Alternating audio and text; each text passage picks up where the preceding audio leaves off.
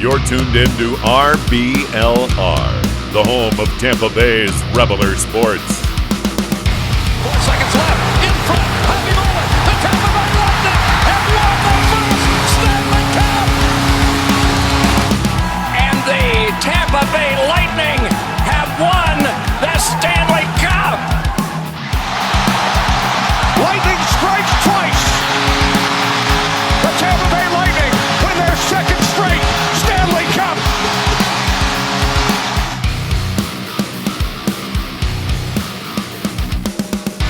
Welcome into RBLR Lightning. My name is Chris. Feels good to be back on the ice again, where the Lightning are currently tied for the NHL in first place. So Tampa, you should be excited right now because the Bolts are back. And here with me to talk about the Lightning hockey is Mr. Jake Ricker. Jake, how are you doing, sir? I'm doing excellent, Chris. We've had a lot of fun games recently. We got some exciting things coming up here. We got the All-Star game right around the corner as well. So I'm happy to be back with you talking some Lightning hockey. And speaking of All-Stars, the Lightning have a few of those. I think we would have had a little more had Point and Kucherov not got hurt. We had the possibility of probably taking up almost the entire roster on the All-Star team had our team been healthy. But, Vasilevskiy made it in there. Obviously, Hedman made it in there. And then last but not least was Stamkos getting the last addition. And I think Stamkos really it's really good for him, man. Everything he's been through, all the trade talk, all the injuries, everything Stammer has overcome has been nothing but great for him, man. So I'm glad he was the last man in. I think he definitely deserves it. He's leading the team in goals right now with 18, and he's really filled in well with guys like Point and Cooch being out. So Jake, how are you feeling about this All-Star team? Do you think we would have had the possibility of maybe taking up the entire roster? Oh, there's no question. I mean, a guy like Nikita Kucherov is going to get in basically almost every single time, but he was hurt, obviously, for a huge part of the season, which is why he wasn't even talked about getting in, obviously. Braden Point, he was out for a large portion of the time, too. Those are two easy guys, as you mentioned, that could have gotten into the All-Star game. But the biggest thing for me was Stamkos, having to get in as the last man in. I am so thrilled that Bolts Nation got behind him and helped him get in and get all those votes, because, that can very often turn into a popularity contest. It'd be very hard to win those kind of things, especially when you're a small market such as Tampa. But Stamkos is having one of his best seasons that he's had in his entire career. I believe right now he is on pace for 97 points, which would be the second most points in his career. 18 goals, 27 assists, 45 points so far. I mean, he's on fire, and he is dominating the NHL. He's been at the top of the scoring for the Lightning, and he's had to do that with Kucherov and Point both going out for long periods of time. We needed him to step up and be our number one guy, and he's done that. And not only is he leading for the Lightning, but he's up there for the NHL as well. When you look at Atlantic, specifically Atlantic center, or just Atlantic forwards in general, he's first, second, or top 10 in a lot of different categories. Even on the power play as well, he scored 8 goals on the power play so far this year, and that's one of the best in the Atlantic Division, right there with Austin Matthews. And the fact that he was left off of the roster originally and had to be voted in is quite frankly, it's offensive. I think is the right word here, because Stamkos has been playing so good and he deserves so much. It was a huge disappointment for him not to be able to go to the Olympics, and once again missed that opportunity. Probably won't get that chance again. And the fact that he was not initially selected for the All-Star is shocking. And I know this has been a big topic in the NHL as well, because there's been a couple of players that got put off lists that people were really shocked about. And it's largely because of the NHL's rule that one player from every team has to be on these all-star rosters. Because if that wasn't the case, Chris, we could very easily fill up a whole roster a couple of times. I mean, the closest we got to it is when the All-Star game was actually in Tampa. And of course, they wanted to get as many Lightning players as they could in there. I believe we had 4 at that time on the Atlantic Division roster. But, as I think it was Nathan McKinnon said it, this is the All-Star game, not a participation game. So, the rule of one per team has kind of come into question recently, and it definitely affected the Lightning this year with taking Stamkos off that list. But like I said, I'm glad he got in. Very well deserved. Can't wait to see those guys out in Vegas. And you bring up the Olympic thing. Obviously, that was a big bummer, Stamkos, and it's got to feel good for him to at least make it here. Obviously, it's not the Olympics. He's always had issues trying to get in every time. It seems like just has bad luck with that. But definitely, congrats to the captain. Even for being the last man, at least he made it, and he'll be a good leader out there on the ice. In some injury news, though, on the downside of things, obviously we have lost Palat since we last talked a week ago, which is definitely a bummer. Palat was having one of his best seasons he's had as a Lightning. Leading second on the team in goals with 15. It really played a huge role with guys like Point and Cooch being out. It just seems like we really can't catch a break and play a game as a full healthy team. It would be nice to see how good we can really be with an entire squad out there on the ice. So, any update on Palat, Jake? No, Palat's injury has kind of been very quiet. I don't think we even have a timetable for him. It's kind of been day-to-day kind of thing. But you're right. He's been hot recently and has been really good this season for the Lightning. So it's been a bummer to lose him, but hopefully we'll have him back soon. I know we've got a couple other injuries as well. Zach Bogosian, he's out 2 to 3 weeks. We at least know a timetable with him. We just recently got Ryan McDonagh back on the injury front, so that was good. It does sound like Jamel Smith is getting close to returning as well. He was placed on waivers earlier today, but I believe he should be able to clear it no problem. He's going to Syracuse basically to get some games under his belt, and we might need him very soon with all these injuries that we've been dealing with, but I think a lot of these injuries too are minor, and none of them that we know of are long-term injuries, which is good. Like Jan Ruda was supposedly questionable for tonight's game, which we'll get to later, but I believe he was on the ice for some of the morning skates, so it sounds like he has a chance to play. Eric Cernak is still hurt in day-to-day, but for the Lightning, they're still playing such good hockey right now, and they're at the top of the standings we mentioned at the top of the show.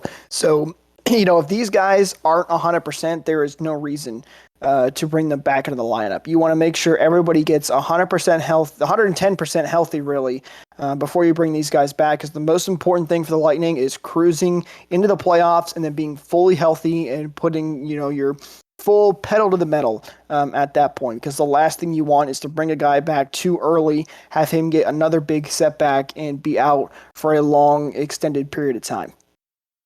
Yeah, it's crazy with all these injuries. We're still in first place in the league, and I know a lot of stuff. A lot of teams are 9-10 games behind because of all the COVID stuff. But it's still crazy to think where the Lightning are as far as all the injuries we've battled. Like we talked about, just imagine where we'd be had our team been fully healthy this entire season. So if we get healthy come playoffs, man, watch out. The three-peat, it's definitely going to be on. So and in some other news this week, how about Kucherov, man? He was named one of the NHL's 3 stars of the week, 3 goals and 4 assists in 3 games. So I mean, Cooch didn't lose a step at all. He looks great. His first game back, with some big passes and some big assists, and you could just feel the energy with him back on the ice.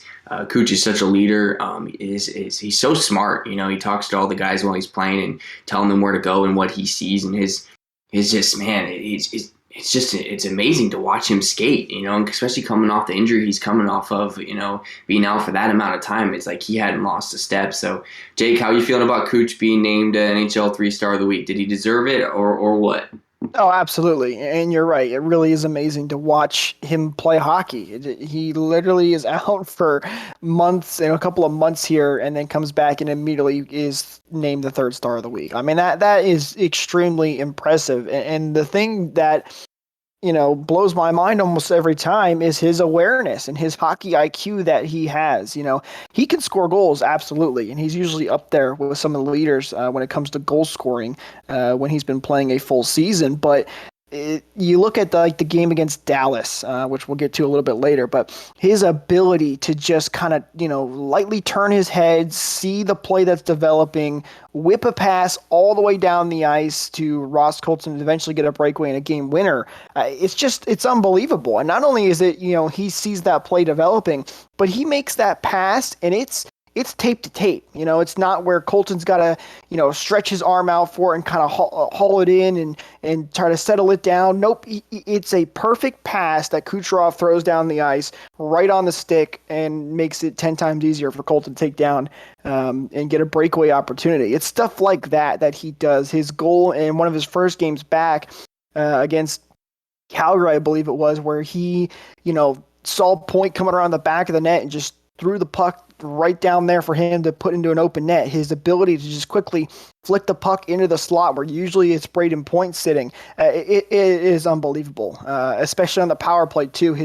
His touch pass ability that him and Stamkos have done so many times, it just blows your mind every time you see it. He is no doubt one of the best players in the NHL. I just hope he stays healthy at this point. He's had a couple of injuries these last few seasons, and it's bad for the NHL when he's not on the ice, and he has really just continued to impress, and I can't wait to see what he does over these next couple of weeks. Yeah, and it's crazy, man, because it's like you really sit here and take a look at the Lightning and how many injuries we've really battled, and we've still won back-to-back cups. And we're not losing guys for a week or two. We're losing Stamkos and guys like Cooch and Point for months at a time, and we're still able to win the cup back-to-back. So that just says a lot about how well coached this team is, how well we draft, how well we develop our players. So not only that, Chris, but we lost a whole line this offseason. I mean, Goodrow, Coleman, Gord, all gone, and we've had rookies like Taylor Radish and Boris Tkachuk step up and take on a brand new role and be excellent. I mean, these guys have really developed. We have that kid line now that has taken over a little bit in some games that has been really impressive. I mean, it is seriously amazing to watch what the Lightning have been able to do these last couple of years. That's why if they're able to, win the cup this year or maybe two more over the next couple of years, they're really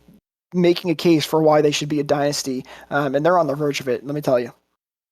Yeah, and it's just great to watch because, like I said, if we had a healthy team, man, we're already tough to beat now, but a full healthy team going into the playoffs, man, it's really going to be hard to take the Lightning down in a 5 or 7 game series. And at the end of the season, that's what it comes down to. Can you beat the Lightning in a best of 5, or can you beat the Lightning in a best of 7? And clearly not many teams are able to do that. So that says a lot going forward. Let's just hope that the injury bug is getting out of the way now, and we can hopefully get healthy come playoff time. So we did have a couple games since last week. The Lightning have won 5 of their past 6 games. After a little skid, and we had to delay that Devils game due to COVID stuff. But we played the Sabres, the Canucks, and the Stars over the past 3 games, and obviously it was 3 wins. And the Lightning, talking about this Sabres game, it's almost like when you play the Sabres, I don't want to say it's a free win, but the Lightning seem to play the Sabres really well, and we seem to score a lot of goals when we play the Sabres. And the Lightning really just controlled this game from start to finish. It was pretty much absolute domination in my eyes. Buffalo's just Buffalo, man. I don't know what else to say about them. The Lightning outshot them 36-18 in this game. Just a really all-around, well-played game from, Vasilevskiy was on point. Not that Buffalo had many shots, but, Kucherov came back, had a hat trick in this game. I think there was, one hat thrown on the ice, I think, maybe 2 in Buffalo. So one Tampa fan, shout out to him in Buffalo. Right, who threw the hat out there. So he wasn't at home, and the fans couldn't give him the true hat trick. But how did you feel about this game, man? I mean, it was pretty much domination from start to finish in my eyes. That's the exact word to use, is domination. I mean, Lightning really dominated this game from start to finish. And, we talk about all the time on this podcast how there are no free wins. You can't underestimate teams. The Lightning actually lost to the Buffalo Sabres earlier this year, 5-1. And I think this team had a bad taste in their mouth from the game against Boston. They knew they didn't play a good game, and they wanted to come out and show that they had not lost a step. And that's exactly what they did. They really did just wipe the floor with the Sabres. I mean, you could tell, in the third period of this game, the Sabres were like, okay, that's enough. We're done. We want to go home. We're done with this game. They did, yeah. They're trying to wave the white flag and be ready to go. Everybody was just on top of their game. And I do have to give a shout out, though, to the poor Sabres goaltenders in this game. You had, I'm going to try to pronounce this. Let's see if I can do it. Ukko-Pekka Luukkonen for the Buffalo Sabres starting this game. I know the Sabres are really excited about. He got hurt, and they had to make a goalie change.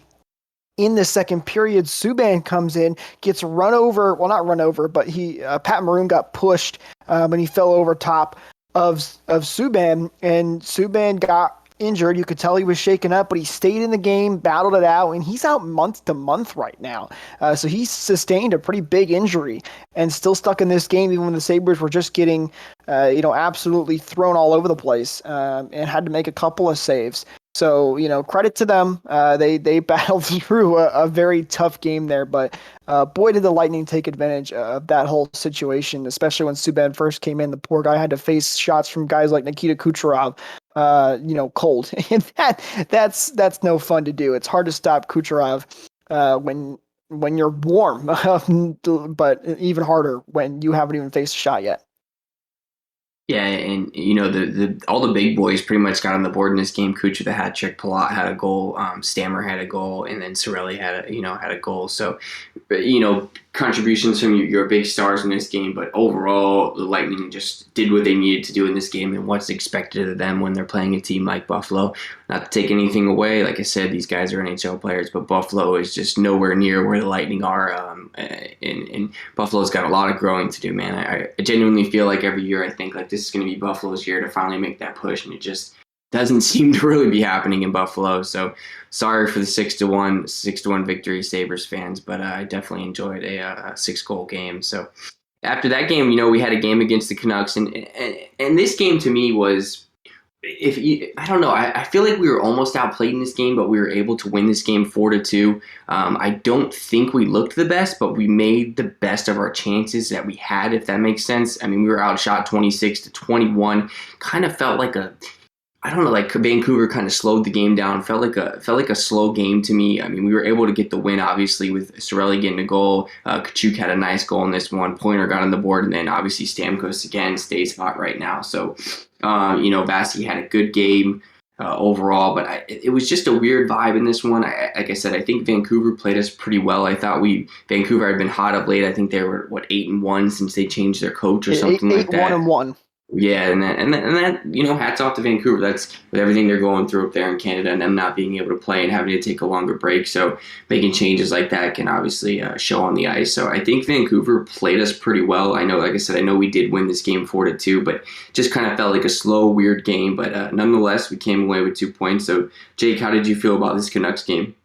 The Canucks absolutely deserve a lot of credit here. They played very well in this game. It was one of the better road teams that we've played, I would say. As we mentioned, they were 8-1 coming into this game. They were playing well, and they continued that in this game. But this game was another reason why so many people have called the Lightning the Tampa Bay findaways this year, because they once again found a way to battle against the Canucks, even though they were being outplayed for a large majority of this game, and still come away with the win. Big part of that was the power play, who has been so much better ever since Cooch has been back for obvious reasons. Lightning went 1 for 3 on their power play. Meanwhile, the Canucks went 0 for 4. So the special teams showed up in a big way in this game and helped be part of the difference maker in this game. And that power play goal was the first one for the Lightning to get them on the board early. So they, it wasn't the best game, but they found a way to come away with this game. And those are the kind of games you're going to have to win, even in the postseason where, listen, you're not going to play your best hockey every night. It's just not the way it works. But they kept with it. And even in the second period, which is where I think really the Canucks took a lot of control. And you were worried they were going to come back a little bit. The Lightning came out in the third, reset, and got that 2-goal lead, and were able to put the game away. Yeah, and you bring up the power play, and I haven't talked about it in a while, and we're kind of, I would say we're about halfway through the season, right? We're getting there. We're pretty close to being halfway through, I think, at this point. And the Lightning are sitting at 14th on the power play in the league, so I think the power play has improved. 14th is about in the middle of the pack. We were in the 20s there for a little bit. Obviously, losing a guy like Cooch, it's hard to replace that on the power play. But like you talked about, Stamkos has definitely stepped up in the power play. He seems to be really hot from his spot this year, just taking snipes and burying them, man. He seems to be, like I said, I think Stamkos is back to form and seems to be really, really healthy this year. And I think he's really contributing to the power play, climbing up in the rankings. Obviously, I'd like to get in that top 10, but sitting at 14 right now, Jake, have you seen the power play improve a lot over, maybe the past couple games? Or do you think, can we expect the power play to definitely improve with a guy like Cooch being back now?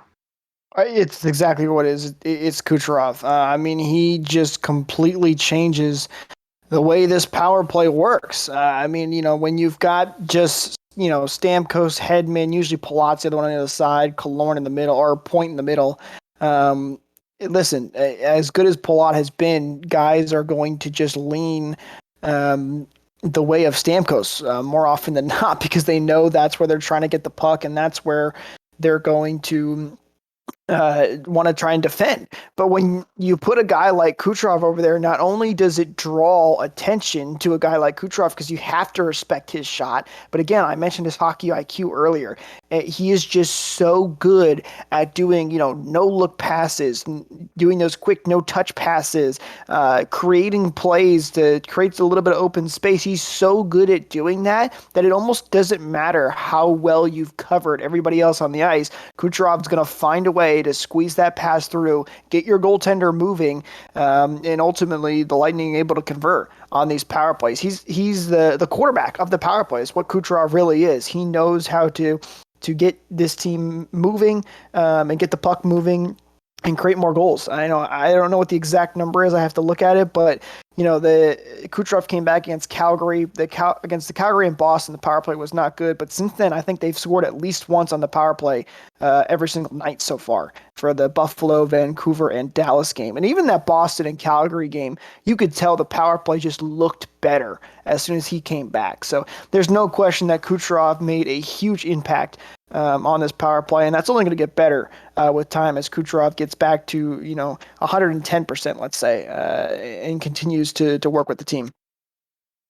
Yeah, and I think we're going to see this power play get into that top 10, maybe even that top 5 come the end of the season, because with a guy like Cooch back on the ice, it's just huge. Like you said, you can't really cheat to that side anymore because someone's got to be on Cooch now. So that gives Stan more room, that gives Point room, that gives everybody a lot of room, and that's really dangerous for other teams when you're playing those guys on the ice and you're committing penalties and giving us power plays. So I think you're going to see the Lightning start to take a lot of their opportunities that they're given and start scoring some goals here on the power play with Kucherov being back. So I expect that power play to get back up in that top 10, maybe even that top 5 come the end of the year. But as we move on here, we had another game against Dallas, and this was a close game. It was Dallas was scrappy, man. They fought hard. Ever since we played them in the Stanley Cup final a couple years ago, I wanted to get a rivalry started. And I feel like Dallas really played us tough this game. We were able to come away with a 3-1 victory, but there was one play in this game that you kind of talked about earlier, and it was that pass from Kucherov to Colton was absolutely phenomenal. And then what Colton did with it was even more crazy, because that was just a nasty goal, man. It just goes to show Colton's skill set and what he can do when he's given the breakaway opportunities, and he took advantage of what Cooch gave him with that phenomenal pass. So guys like Cooch being back on the ice, that's that kind of stuff that can happen to where we can get those stretch passes and lead guys like Colton to give Colton a breakaway and do what Colton can do. And we've seen Colton's skill set, so we know what he's capable of. But that, I just have to give a shout out to Colton and Cooch. That was a great pass, great shot from Colton. Overall, the rest of this game, we outshot him 29-20. We had a couple penalties here and there, but we did score on the power play, like you said, which is big. So we just got to keep moving forward with the power play. I think we looked better in this game against Dallas than we did against Vancouver. I just think Dallas played us tough and kind of hung around, and Hudobin was bailing them out of some really good shots the Lightning had. Lightning had a lot of really good opportunities early in this game, lots of posts. And I think Hudobin was really bailing them out in net. So, Jake, what did you see from the Stars game? Yeah, Hudobin was really good in this game. This felt like the 2020 Stanley Cup Finals is what this game felt like. I know the Stars kind of fell off a little bit after that Stanley Cup appearance, but excuse me, this game really felt like those old days. So it was a lot of fun to watch. It felt like a playoff matchup. Not great for if you're, a fan of one of these teams because it was so close of back and forth and you're wondering if your team's going to be able to win this game. But it was definitely a fun one to watch for sure. And then the Lightning, again, we were just talking about the power play. The power play came up big in this game. Even though it's 1 for 3, which is low in the percentages department, it came up big right at the end of the first period. Just a couple seconds left, they were able to tie this game and head in, 1-1 going into the second period, which ultimately, helped them get then that second goal, which gave them the lead and changed things in that third period. So that was a huge power play goal for them, and good to see that it's continuing to work as we move on throughout the season. And then we talked about that Kucherov pass to Ross Colton, and you're right, absolutely right. He made a beautiful move on the breakaway to put that one in the back of the net, and then ultimately Killorn putting it in the empty net to give the Lightning the 3-1 lead.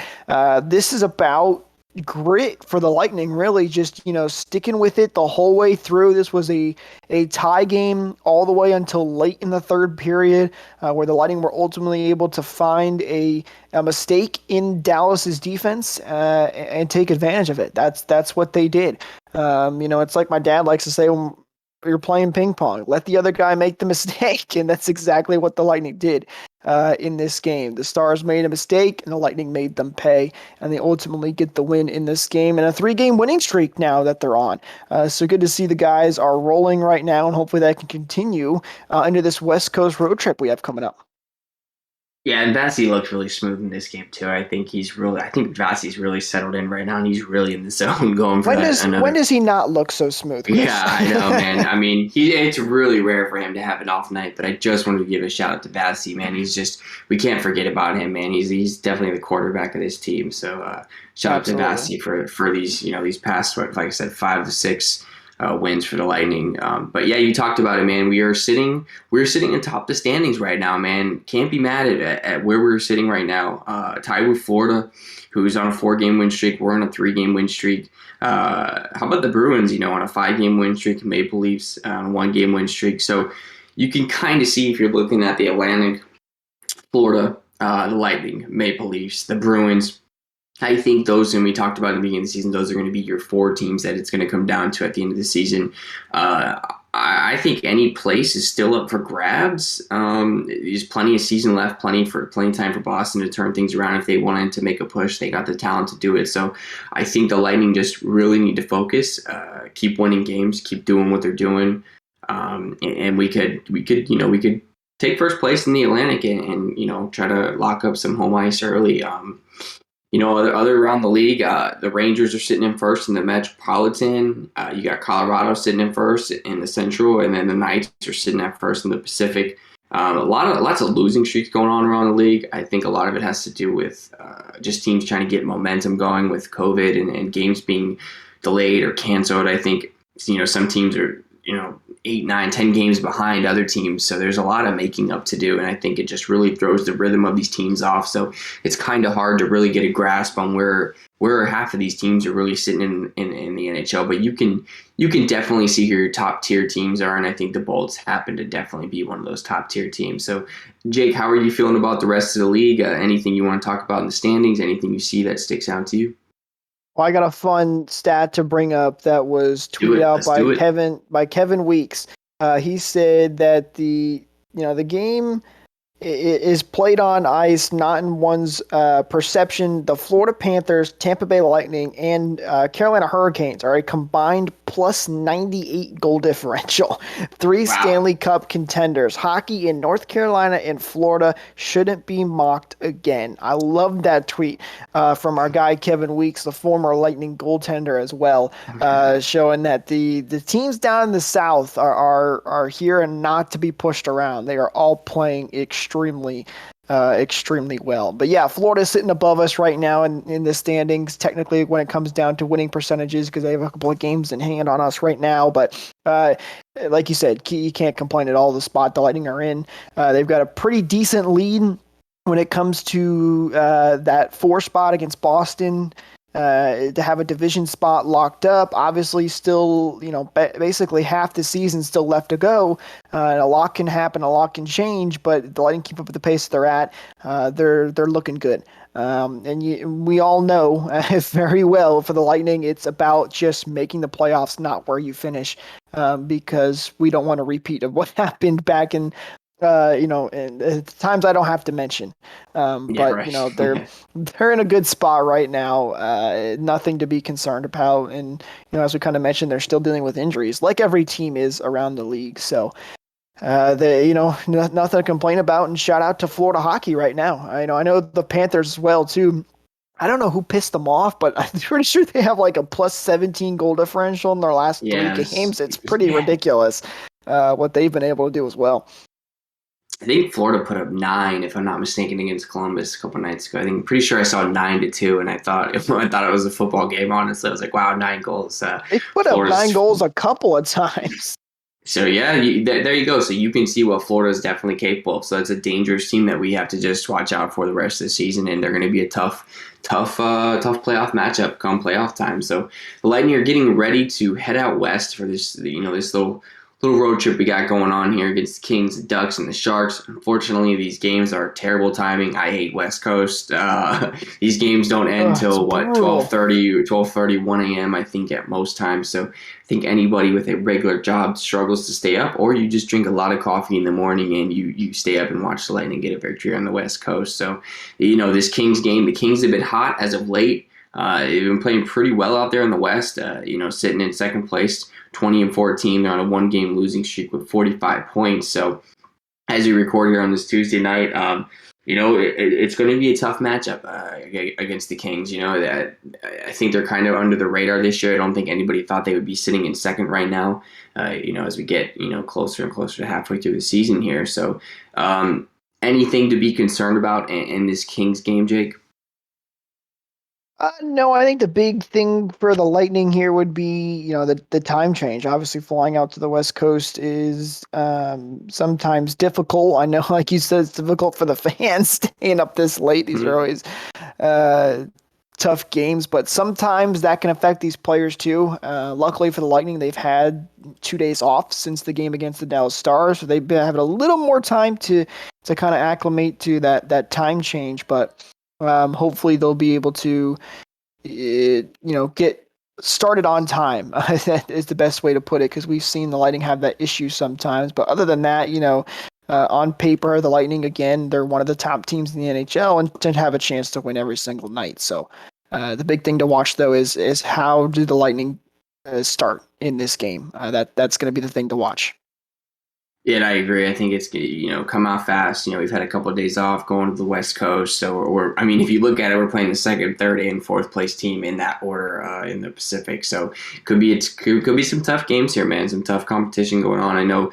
Looking at that Pacific Division, it's sitting really weird with lots of losing streaks going on down there. You got the Oilers with a 6-game skid, which Flames on a 4-game skid, Ducks on a 3-game skid. So lots of teams losing out in the West Coast, and let's just hope that the Lightning can keep it up as we move on to the Ducks and take on the Sharks. But like I said, these late games stink. I know staying up late, it's going to be this struggle, but you never know what you're going to get going to the West Coast. The Lightning seem to play so-so out there. Especially 10:30, man. That's late. I mean, that's almost 11 o'clock. I mean, holy cow.